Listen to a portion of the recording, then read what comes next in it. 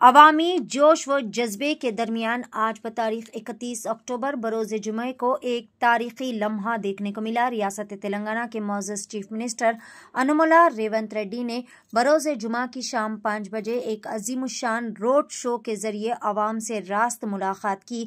ये रैली का आगाज रहमत नगर एक्स रोड से शुरू हुआ, जो कि जवाहर नगर मस्जिद गड्ढा और साई बाबा टेम्पल के रास्ते इख्तिताम पजीर हुई। इमामगुड़ा चौरास्ते पर यहाँ पर बड़े पैमाने पर आवाम का हुजूम देखा गया। इस मौके पर कांग्रेस पार्टी के नौजवान और डायनामिक लीडर नवीन यादव भी मौजूद थे, जो कि जुबली हिल्स असेंबली हल्के से अवामी खिदमत के जज्बे के साथ मैदान में उतर रहे हैं।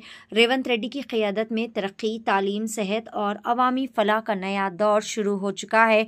यहाँ पर अवाम ने इस रोड शो में शिरकत करते हुए रोड शो को कामयाब बनाया। आइए देखते हैं इस खुसूस में चंद अनाज़।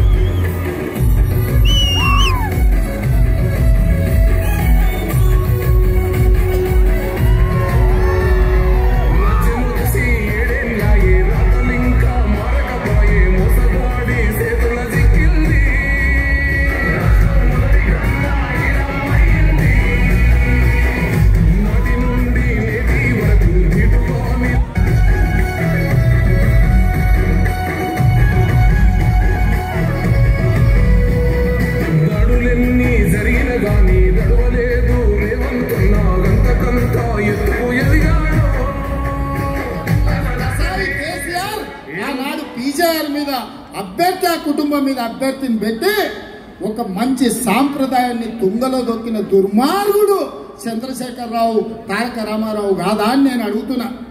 ఇవాళ వచ్చి సెంటిమెంటు ఇవాళ ఓటేయండి అని అడుగుతున్నారు. నేను అడుగుతున్నా సన్నాసిని, 3 సార్లు జూబ్లీహిల్స్లో మిమ్మల్నే గెలిపించారు కదా, 2 సార్లు నీ అయ్యను ముఖ్యమంత్రిని చేసిండు, నిన్ను మున్సిపల్ మంత్రిని చేసిండు కదా, ఎన్నడన్నా ఈ బస్తీలకు వచ్చినవా?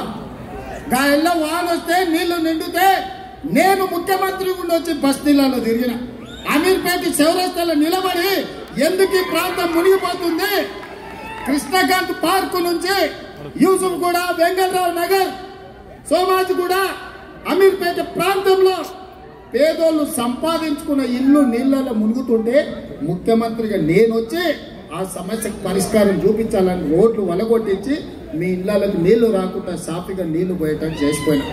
మున్సిపల్ మంత్రిగా ఎన్నడన్నా వచ్చిండా? గాలి మోటార్లో తిరిగిండు, బెంచ్ కార్లో తిరిగిండు. ఇవాళ మాత్రం రబ్బర్ చెప్పులు వేసుకొని ఆటోలలో తిరుగుతుండు. ఆటోలలో తిరిగి ఏం చెప్తుండే? ఇవాళ ఆడబిడ్డలకు బస్సు రద్దు చేయమని చెప్తుండు. ఇంతకంటే దుర్మార్గుడు ఎవడన్నా ఉంటాడా? అందుకే కాలం బిల్లా రంగాన్ని దొంగలతో వచ్చిన. మీరేమంటారు సోదరులారా? బిల్లా రంగాలే కదా, ఆ బిల్లా రంగాలు బస్తీకి వస్తే ఇట్లా కరెంటు పోలు చూసి కట్టే భాష సినిమాలో కట్టేస్తారు కదా, గట్ల కట్టేసి కరెంటు షాక్ పెట్టుర్రి. 10 ఏళ్ళు చేసింది ఏందో చెప్పమని అడుగురు. 2 సార్లు ముఖ్యమంత్రి మున్సిపల్ మంత్రికి అవకాశం ఇస్తే మా బస్తీలకు ఏం చేసినామని లెక్క అడుగురు.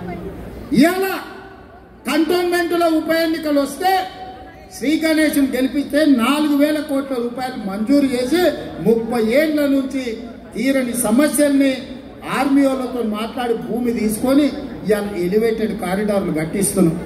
అక్కడ ఆర్మీ ల్యాండ్లో కట్టుకున్న పేదోళ్ళకి ఇవాళ పట్టాలు ఎన్నిక ప్రయత్నం చేస్తున్నాం. ఈ 20 నెలల్లో నేను ముఖ్యమంత్రి అయిన తర్వాత మీరు ఎన్నుకున్న నాటి ఈ జూబ్లీహిల్స్ ఎమ్మెల్యే ఒక్కనాడైనా ఒక కాగితం ఇచ్చిండా? మా జూబ్లీహిల్స్లో సమస్యలు ఉన్నాయి, మా సోమాజిగూడ సమస్యలు ఉన్నాయి, మా వెంగళరావు నగర్లో సమస్యలు ఉన్నాయి, లేకపోతే మా బోడబండల సమస్యలు ఉన్నాయి, లేకపోతే మా యూసుఫ్ గూడల సమస్యలు ఉన్నాయి, లేకపోతే మా షేక్పేటలో మా మైనారిటీ సోదరులకు ఏమైనా చేయమని ఒక కాగితం ఇచ్చిండా? కాగితం ఇవ్వకపోతే ఇవ్వకపోయిండు. ప్రతిపక్ష నాయకుడిగా, ప్రతిపక్ష ఎమ్మెల్యేగా అసెంబ్లీలో ఎన్నడైనా ప్రభుత్వాన్ని అడిగిండా? ఎన్నడైనా ప్రభుత్వాన్ని అసెంబ్లీలో నోరు తెరిచిండా? మరి ఇవాళ ఈ 2 నెలల్లో దాదాపుగా 300 నుంచి 400 కోట్లు ఈ బస్తీలలో ఇవాళ పన్నులు మంజూరు చేసి